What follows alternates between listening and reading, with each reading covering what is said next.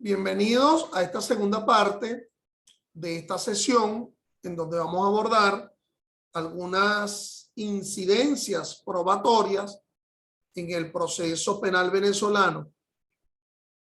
Quien les habla es el profesor Ángel Serpa Aponte y esta disertación está dirigida fundamentalmente a mis alumnos de la Universidad Santa María de Caracas en la asignatura Derecho Procesal Penal 2, clases, disertaciones estas que se encuentran en mi canal YouTube, Ángel Serpa Aponte, a los efectos de quien quiera suscribirse, ingresar al mismo y encontrar respuestas frente a problemas de derecho procesal, derecho penal constitucional.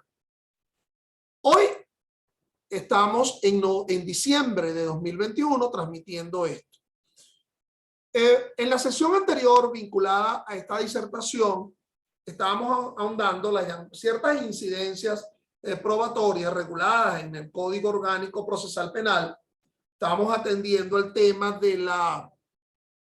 de los exhortos y cartas rogatorias, del mandato de conducción, de las estipulaciones probatorias, y ahora quiero ocuparme de otro asunto, ¿verdad?, dentro del temario de la asignatura.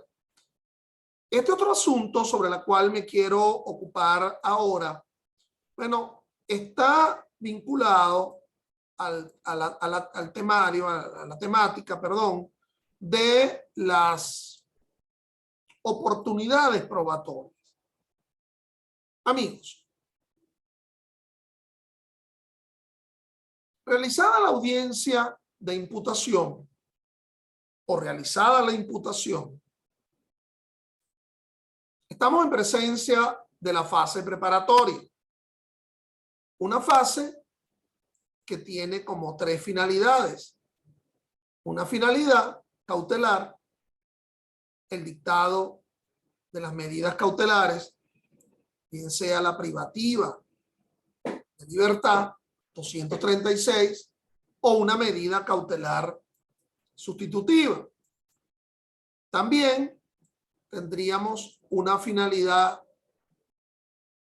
en esa fase preparatoria fundamental, conforme al 262, que es una finalidad de obtención de los elementos de convicción. Y por lo tanto, podríamos hablar de una investigación pre-imputación, que fue la que sustentó la imputación, y una investigación post-imputación. Es decir, ya imputado, el procesado, todavía se sigue investigando a los fines de sustentar ese convencimiento por el cual el fiscal pueda presentar el acto conclusivo de dicha fase. Dicha fase preparatoria no es infinita, es finita. Debe terminar en algún momento a través de los llamados actos conclusivos. Entonces,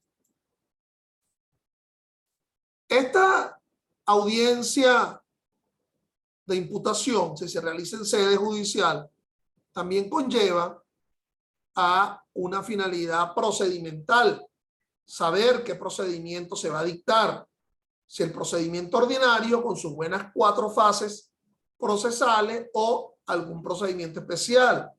Por ejemplo, el procedimiento por flagrancia o el procedimiento por delitos menos graves.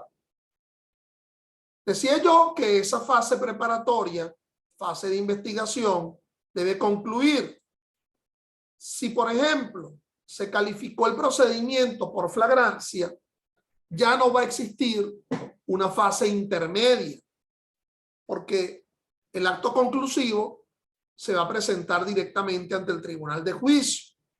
Si se califica en esta audiencia de imputación el procedimiento por flagrancia, porque el fiscal lo solicita porque el delito fue cometido de forma flagrante y así lo solicita el fiscal. Si el fiscal no lo solicita, el juez no está obligado a calificar el procedimiento por flagrancia y dictará el procedimiento ordinario.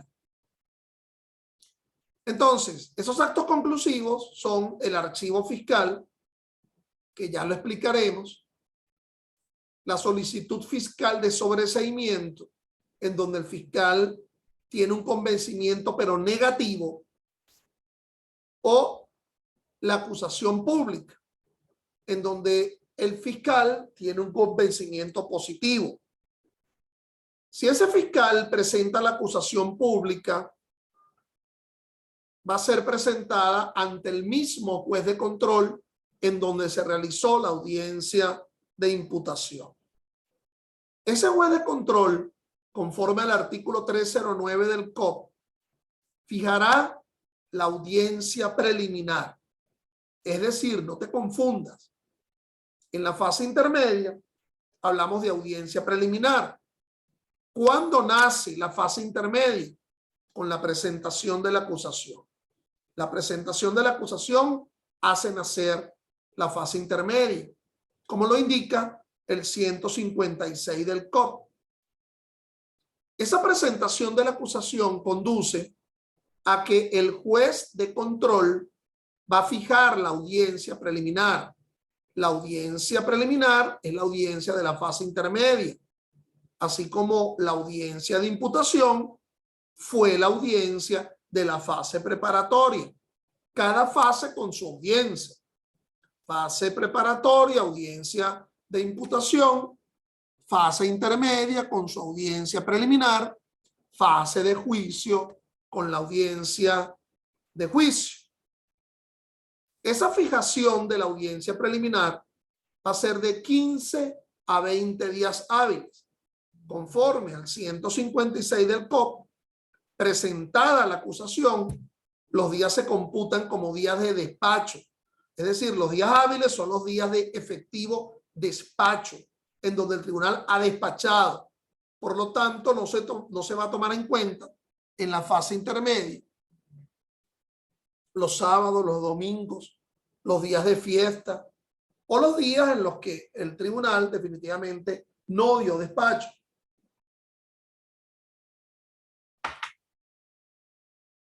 Resulta que esa fijación de la audiencia preliminar conduce a la notificación de ella, es decir, la notificación de la fijación a las partes. ¿Para qué? Bueno, notificada la defensa que el fiscal presentó acusación y que por lo tanto se fijó la audiencia preliminar, la defensa puede oponer el escrito de excepciones. Excepciones para contrarrestar la acusación. Notificada a la víctima puede presentar su escrito de acusación particular propia. Recuerda que ya hemos visto el tema de la querella. No es lo mismo la querella que la acusación particular propia. En la querella, la víctima puso en conocimiento a los órganos de persecución de que se había cometido un delito y lo hace de forma escrita. Si se admitió esa querella y si la víctima quiere seguir siendo parte en el proceso, ahora tendrá que presentar la acusación particular propia. Si quiere seguir siendo parte, mal podría decir, es que ya yo presenté querella. No, espérate. Tu oportunidad te llegó hasta la admisión de la querella. Ahora, si quieres seguir siendo parte en el proceso, se te obliga como carga procesal a presentar tu acusación particular propia. Puede ser, y óiganme bien, estimados, que esa víctima jamás portó por el proceso, jamás se apareció. Es decir, previamente ni asistió a la audiencia de imputación, ni presentó querella, ni presentó denuncia. Pero novedosamente fue notificada a la víctima que el fiscal presentó acusación pública. Esa víctima, a pesar que previamente no se haya querellado, puede ahora presentar su acusación particular propia o puede adherirse a la acusación del fiscal. Me adhiero simple y llanamente.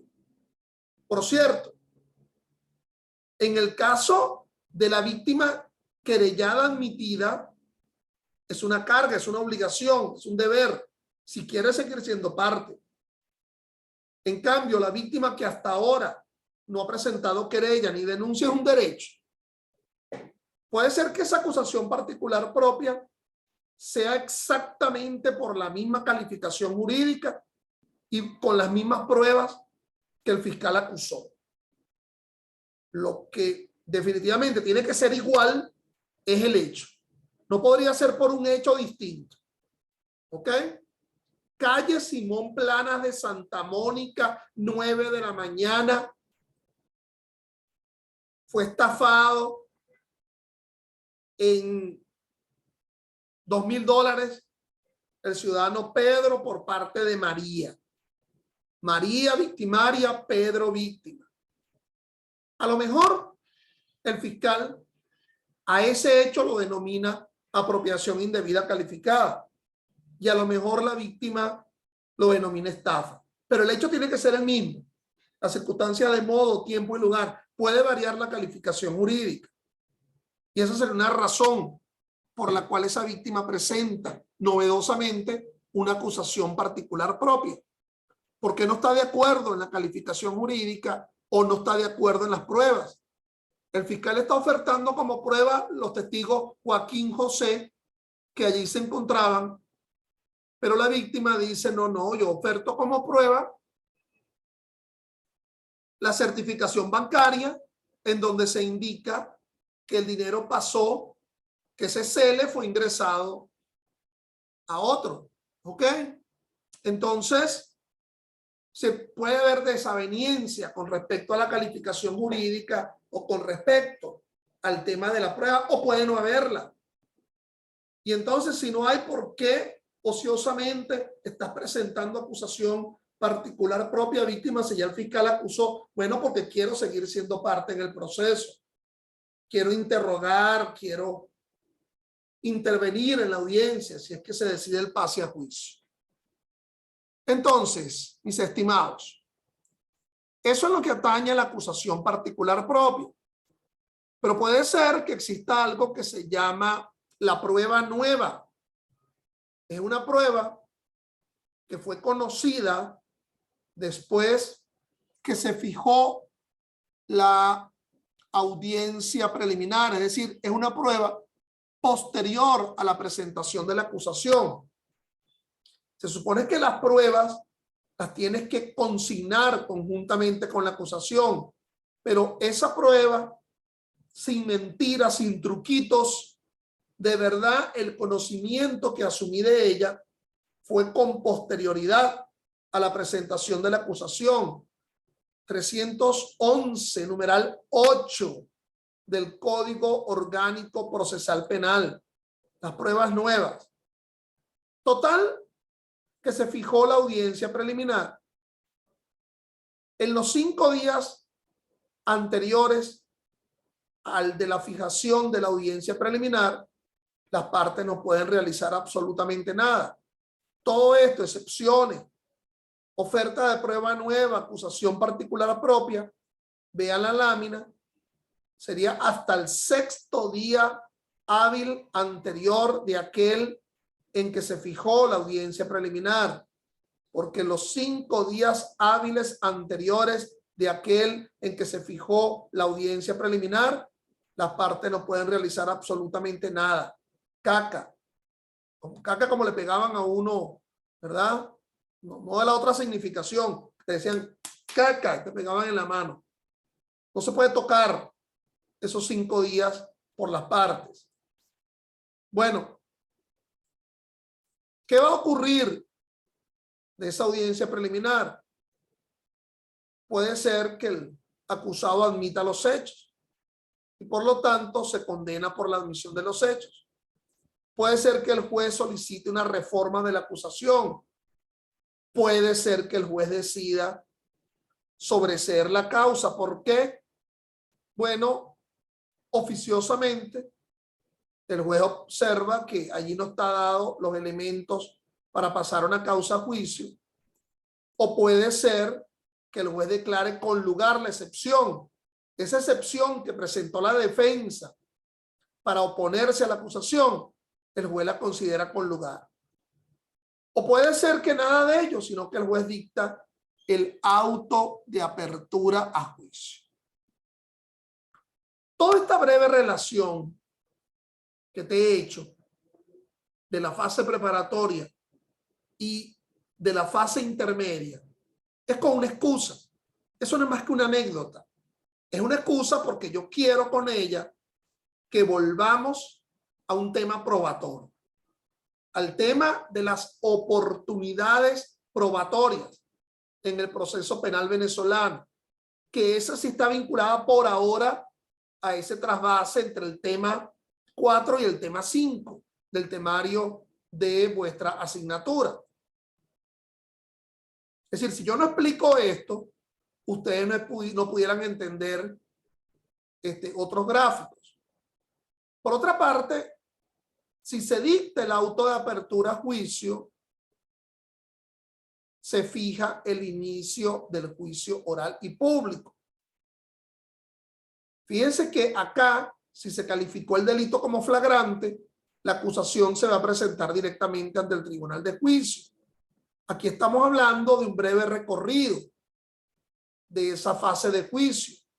Si lo que se dictó es el auto de apertura a juicio, las partes pueden ofrecer pruebas complementarias que están siendo reguladas en el artículo 326 del COP.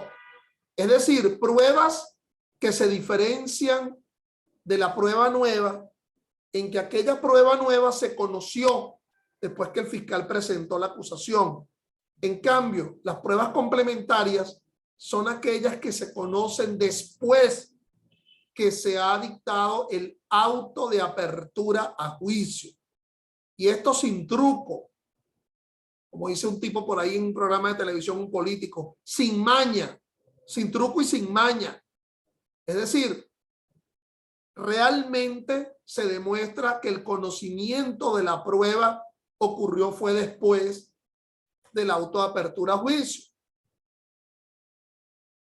El mensajero de la oficina de peritaje del Cuerpo de Investigaciones Científicas, Penales y Criminalísticas consignó el resultado de la experticia ante el fiscal el día 14 de diciembre.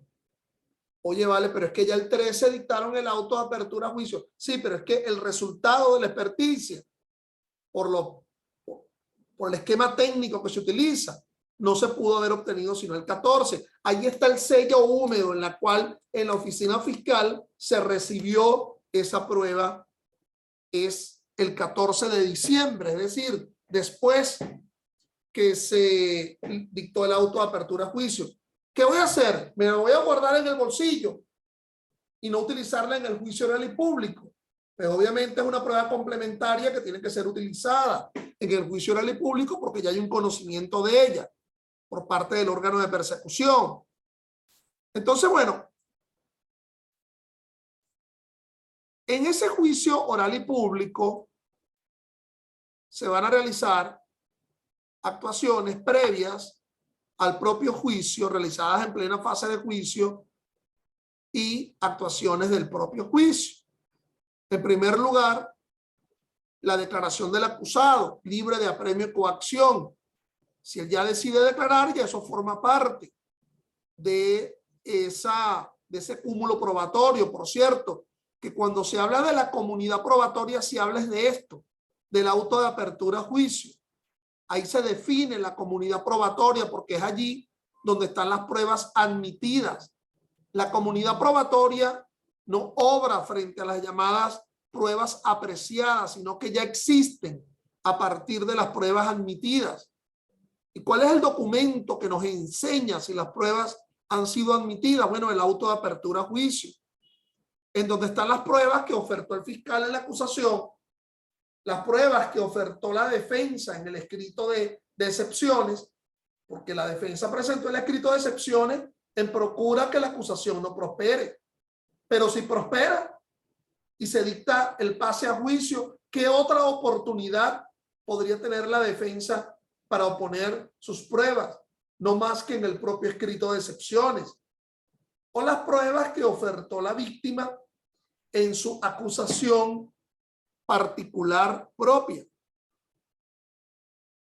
Bueno, luego se da la recepción probatoria en ese juicio.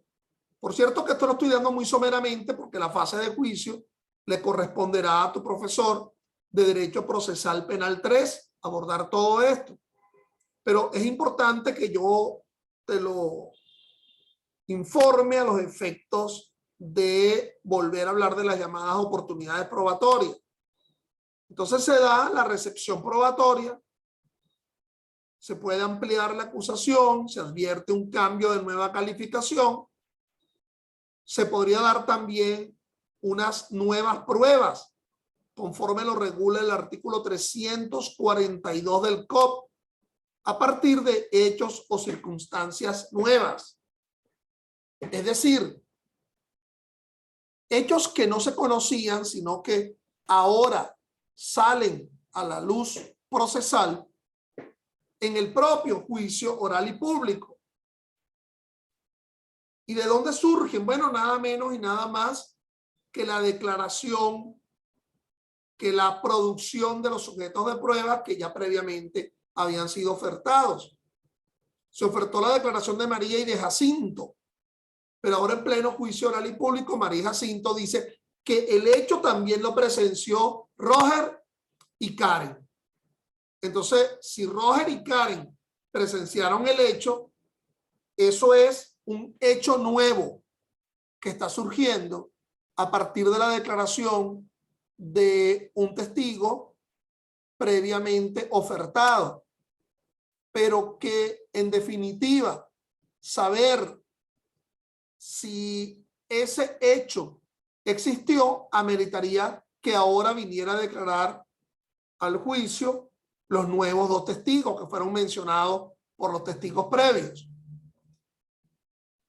Bueno, estimados, de ese juicio obviamente va a surgir la sentencia condenatoria, absolutoria o de sobreseimiento.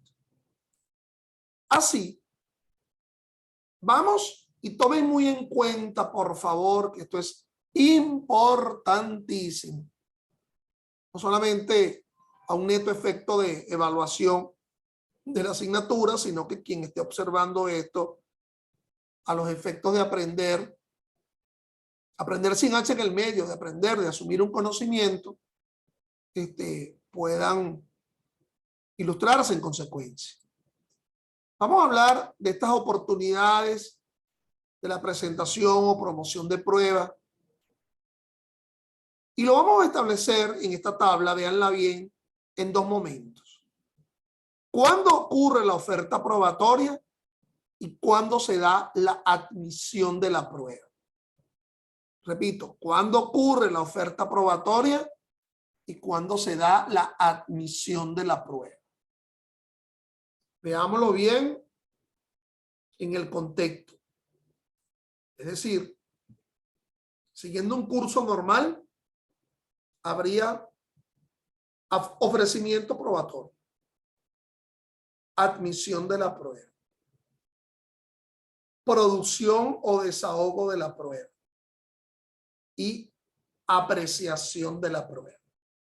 Eso sería el íter probatorio. ¿Ok? Aquí nos vamos a ocupar del ofrecimiento de cada prueba y de cuándo ha sido admitida, lo cual es muy importante, que no se les olvide en el proceso penal venezolano. Primera oportunidad. Las pruebas se ofrecen en la acusación pública, conforme lo describe el artículo 308 del Código Orgánico Procesal Penal. Prueba presente en la acusación. ¿Cuándo va a ser la oportunidad en que se admitan esas pruebas de la acusación? En la audiencia preliminar. Esa audiencia que, como les dije, es la audiencia de la fase intermedia del proceso penal. No podrá haber una oportunidad anterior en la cual se admitan dichas pruebas, las presentadas en la acusación más que en la audiencia preliminar. Pruebas presentadas por la víctima en su acusación particular propia. regulada en el 309 del COP será admitida o serán admitidas en la audiencia preliminar, al igual que las pruebas que ofertó el fiscal en la acusación. Por cierto, mis estimados, puede ser una admisión parcial o puede ser una admisión total. Puede ser que se admita totalmente o que se inadmita parcialmente. Y ustedes dirán, ¿y eso como por qué? Bueno, ya lo vimos. Porque puede haber un problema de ilicitud de la prueba o de inidoneidad de la prueba, no es idóneo, o de no necesidad de la prueba, o de impertinencia de la prueba, no es pertinente. Y ya hemos analizado en este curso los temas de licitud, idoneidad, necesidad y pertinencia de la prueba.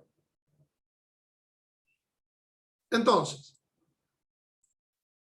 la prueba nueva, como les dije, es aquella que está regulada en el 311, numeral 8 del COP, es decir, la prueba que conocieron las partes después que se presentó la acusación. Y tú me dirás, pero es que la defensa no presenta ninguna acusación, sino escrito de defensa. Bueno, entonces la que conoció la defensa después que presentó su escrito de excepciones. Y la víctima, profesor, bueno, puede ser la prueba que conoció la víctima después que presentó su escrito de acusación particular propia. Prueba nueva. ¿Dónde se va a admitir? De nuevo en la audiencia preliminar. 303. Se admite, se inadmite, total o parcialmente, si es lícita, fiable, necesaria, pertinente. La prueba complementaria, 326. Como te expliqué en el esquema anterior, esa prueba complementaria es la que se conoce después que se dicta el auto de apertura a juicio. La pueden ofrecer todas las partes. Ya nos encontramos en fase de juicio, pero todavía no se ha iniciado el juicio. Entonces la ofrece cualquiera de las partes manifestando su necesidad, su pertinencia, su idoneidad. Lo primero que tendría que decir una parte que oferte una prueba complementaria es demostrar que su conocimiento fue posterior al auto de apertura a juicio. Porque si la había conocido con anterioridad, esa prueba no es complementaria y no puede ser incorporada, porque se pierde la oportunidad probatoria. Hay un tema de extemporaneidad en el ofrecimiento probatorio, lo cual lo regula el 49 número 1 de la Constitución. Y ese artículo que les he mencionado, el principio de legalidad probatoria, que está establecido en el 183 del COP. Es decir, todo el quehacer probatorio debe ser atendiendo la previa pauta de ley. ¿Qué más? Esa prueba complementaria va a ser admitida como incidente o incidencia, tal cual lo regula el 329 del COP. Es decir, antes de que se inicie el juicio oral y público, antes de que se inicie el debate sobre la prueba, lo primero que tendría que resolverse es si se admite la prueba complementaria. Si esa prueba complementaria empieza a ingresar la comunidad de la prueba, que ya la teníamos listo, con el auto de apertura a juicio. Si se admite esa prueba complementaria, entonces se reconfigura el auto de apertura a juicio para incorporar esa prueba, dada su necesidad, su pertinencia, su idoneidad. Reapertura probatoria por advertencia de cambio de calificación. 333 del COP. ¿Qué significa esto? Culminado el debate probatorio, el juez advierte sobre un cambio de calificación. Indica, esto ingresó por hurto de vehículo automotor, pero luego del desarrollo del debate, este juez advierte que podríamos estar en presencia más bien es de robo de vehículo automotor. Y por lo tanto se lo advierte a las partes, a los efectos de que las partes puedan pedir una reapertura del debate probatorio. Si las partes piden esa reapertura, allí estará una oportunidad ulterior de un ofrecimiento probatorio. ¿Qué más? Reapertura probatoria por ampliación de la acusación. 334. En este caso, es el propio fiscal, no el juez, quien decide ampliar la acusación. Finalizado el debate, el fiscal manifiesta: esto ingresó por hurto de vehículo automotor, pero todos hemos escuchado cómo en el debate los testigos hablan que hubo la coacción del acusado frente a la víctima para que entregara el vehículo automotor, para que entregara la moto. Por lo tanto, este fiscal plantea una ampliación de la acusación. La norma, el 334, menciona la posibilidad que frente a ello las partes pueden pedir una reapertura del lapso probatorio. ¿Verdad que sería como muy contradictorio sin quien pide la reapertura sea el propio fiscal? Porque él mismo está diciendo que está convencido de que se amplíe la acusación, y si él ahora está pidiendo una reapertura, ¿no pareciera contradictorio esto? A mí por lo menos me parece. Podría pedir una reapertura a la defensa para insistir en que no hay ningún delito, pero que en todo caso de haber algún delito, es el delito que está presente en el auto de apertura a juicio. ¿Cuándo va a ser admitida esas pruebas ofertadas ahora en la reapertura? En pleno juicio, en los llamados incidentes o incidencias. Finalmente, nuevos hechos, nuevas pruebas. Como decía yo, era un nuevo hecho, lo que regula el 342 del COP, que surge a partir de la producción probatoria originaria. Pero ese nuevo hecho está definido en sus contornos. ¿Ok? Todavía no está muy claro. Es decir, Pedro y Jacinta dicen: yo no puedo aseverar si hubo un delito contra la propiedad, hurto y robo, porque yo no estaba en la habitación. Quienes sí estaban en la habitación eran Karen y Roger. Ese nuevo hecho amerita una nueva prueba, y ellos están mencionando la existencia de esos nuevos testigos. Entonces, para poder saber si ese nuevo hecho está probado, habría que tener a esos dos nuevos testigos. Entonces, fíjense que ese nuevo hecho pareciera que está así como marcado en sus contornos. ¿Te acuerdas tú cuando habían los, te acuerdas? Mira, aquí tengo uno en la mano, gente, tú, haciéndole cuña, un maxi todito de esos que tú unías piezas, ¿verdad? Tú unías así crucigramas y cuestiones. Entonces, está así como en sus contornos, pero hay que unir las rayas entre los números, ¿ok?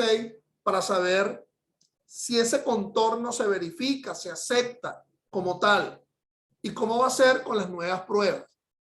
Entonces, ¿cuándo irían a ser admitidas esas nuevas pruebas? Bueno, como incidentes o incidencias en el desarrollo de ese juicio. Ok, mis estimados, no nos olvidemos lo que dice la grafía con el famoso artículo 49, numeral 1 de la Constitución. Toda persona tiene derecho a ser notificada de los cargos por los cuales se les investiga, de acceder a las pruebas y de disponer del tiempo y de los medios adecuados para ejercer su defensa. Serán nulas las pruebas obtenidas mediante violación del debido proceso. Por lo tanto, si tú pretendes ofertar como prueba complementaria una prueba de la cual ya tenías conocimiento, esa incorporación es nula. Si tú pretendes incorporar como prueba nueva una prueba de la cual ya tenías conocimiento, esa oferta será nula por expresa disposición de la norma. Mis estimados, entonces,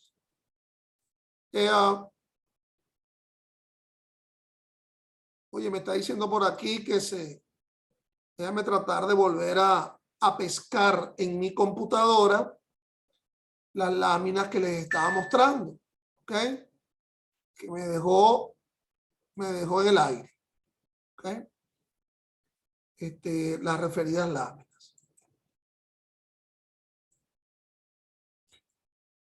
Entonces, recuerden ustedes que esas pruebas van a ser apreciadas conforme a la sana crítica. Es decir, la capacidad que tiene el juez de cuestionar la potestad administrativa de un determinado sujeto de prueba, pero que también nos encontramos regulados por la libertad probatoria, el principio de libertad probatoria, que está siendo regulado en el 182 del Código Orgánico Procesal Penal. Otro instituto que es importantísimo es el instituto de la cadena de custodia, que está regulado en el artículo 187 del COP. Un artículo muy largo.